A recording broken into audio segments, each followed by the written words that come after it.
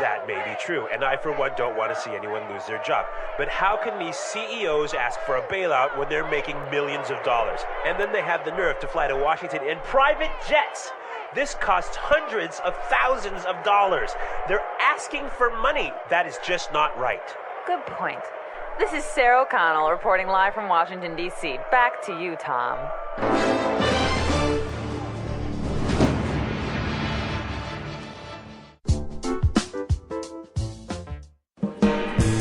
Hello everyone, welcome to English Pod. My name is Marco. And I'm Erica. And today with Erica, we have a very aggressive lesson for you today. That's true. We've got a revolutionary lesson. Yes, today at English Pod, we're protesting. So Erica, why don't you tell us what a protest is? Well, when you protest something, you go into the streets and show your disagreement. Right, and you yell and you have signs and everyone's just protesting. And the news comes, and if it's not clear now, it'll be clear after the dialogue, I'm sure. Definitely. So why don't we start with our vocabulary preview? Vocabulary preview. We have two words in our vocabulary preview today. The first is bankrupt. Bankrupt. So if a company goes bankrupt, what happens? It means the company doesn't have any more money. So it can't pay salaries. It can't pay Can't pay its bills, yeah. So basically, if it's bankrupt, it's probably going to close. Exactly. Okay, our second word today is bailout. Bailout. B-A-I-L, bailout. So a bailout is when the government gives money to a company that is about to go bankrupt. That's true. It's emergency money that will help save the company. Well, these two words are taken directly from our dialogue. And in today's dialogue, we're going to bring you live to a newscast. Right. So why don't we just listen to the dialogue?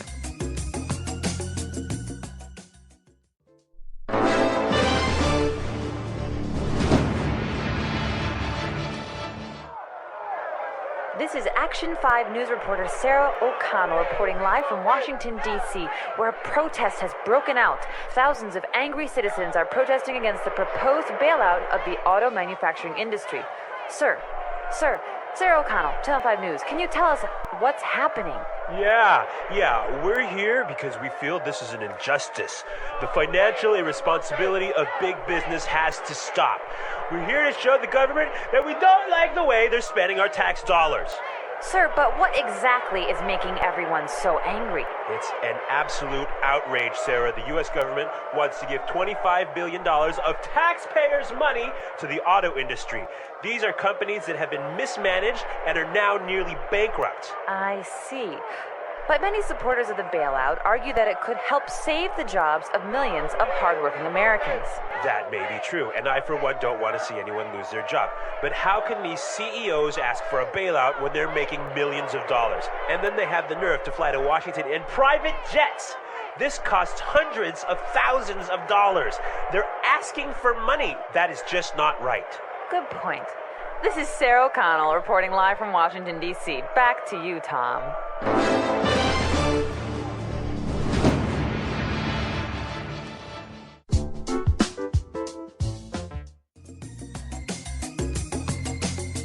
Wow, these people are really angry. I think they're furious. Well, I think they have some good points, and we'll talk about that later. But now, It's time for language takeaway. Language takeaway. Yeah, there was some great language in this dialogue. A lot of language we use to express our anger. right. And one of those words, and the first one for language takeaway, is injustice. Injustice. Injustice. An injustice. So an injustice is something that isn't fair. It's totally unfair. It's unfair, yeah. This is an injustice. Let's look at our second word, outrage. Outrage. Outrage. An outrage. So Erica, why don't you give us an example on how you would use outrage? There's no more coffee. This is an outrage. Yeah, there we go. That's an outrage. Okay. Let's go to our next word now. Breakout. Break out. Breakout. Break out. So we have some great examples on how we use breakout, so let's listen. Example 1. War is broken out in Antarctica as countries of the world fight for control of the icy continent. Example 2. Officials are warning that fighting could break out in the border regions.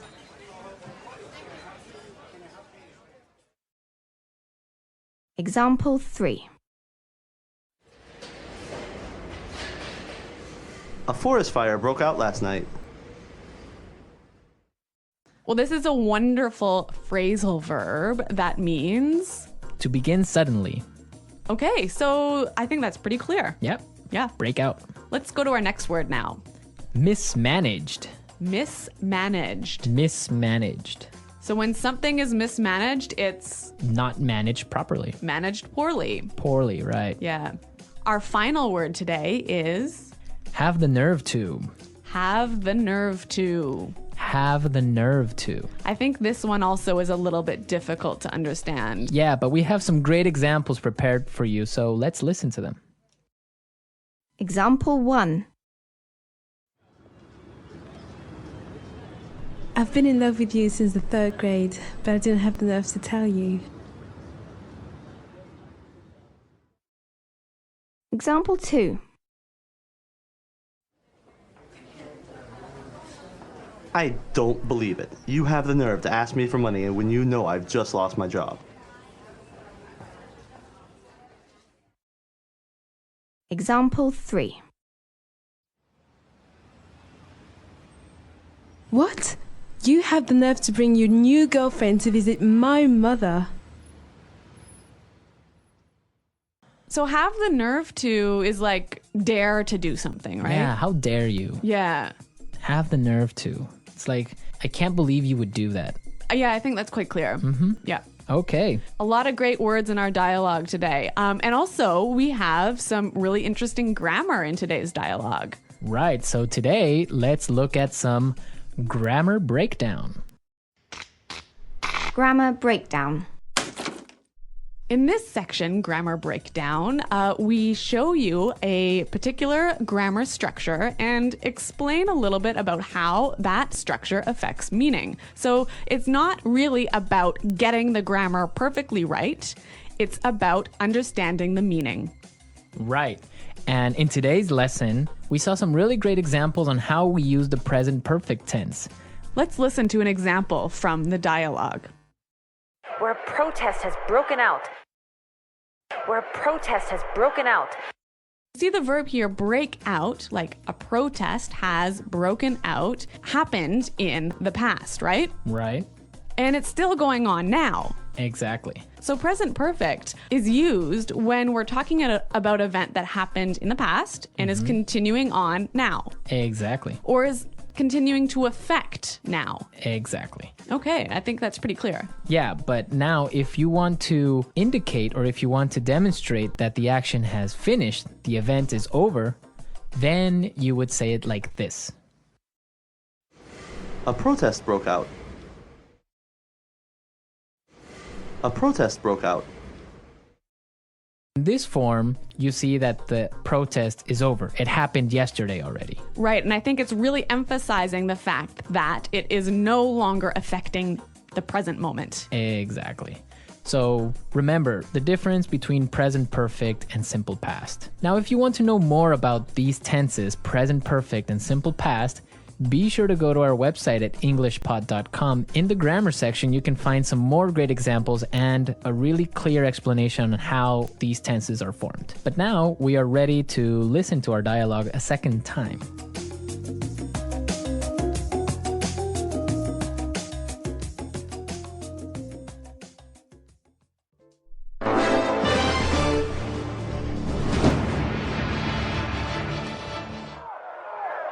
This is Action 5 news reporter Sarah O'Connell reporting live from Washington, D.C., where a protest has broken out. Thousands of angry citizens are protesting against the proposed bailout of the auto manufacturing industry.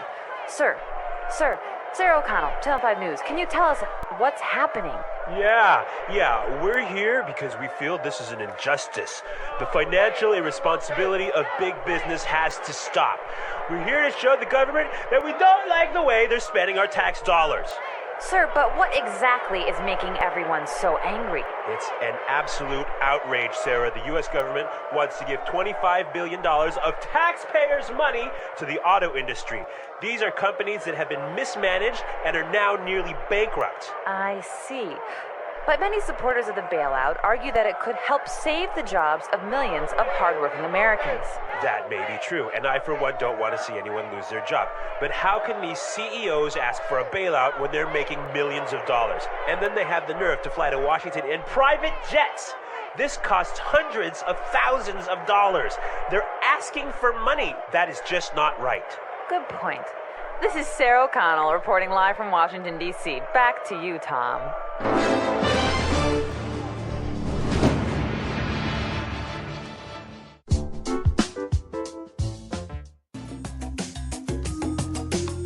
Okay, Erica, so what do you think about this situation? About the bailout of the auto industry. Yes. I think it's a bad idea. Why? There's so many reasons. I mean, I don't think it's fair for us as taxpayers. Well, I guess I'm not really an American taxpayer, but I don't think it's fair for the taxpayers to have to pay for the mismanagement of these companies. I mean, they've got so much debt. They've produced cars that nobody really wants to buy, and now they're in trouble, and it's not our money that should be spent on saving them. Yeah, I would agree with you on that, but you do have to take into consideration the fact that if these companies go bankrupt, thousands of people will lose their jobs. And not only the people that work at the factories, but also people that work for other companies that supply these factories. Yeah, I mean, I see what you're saying, Marco, but at the same time, we can't support an industry that isn't working properly. I mean, if one of these companies goes bankrupt, it's going to be terrible, but it will force the other two companies, perhaps, to manage themselves better, to streamline and become more efficient. I just think it will be better in the future. Well, it could be, but also maybe all three companies can go bankrupt. It would be sad because the American auto industry is a symbol of prosperity. Yeah. It's also the symbol of like the American culture in general.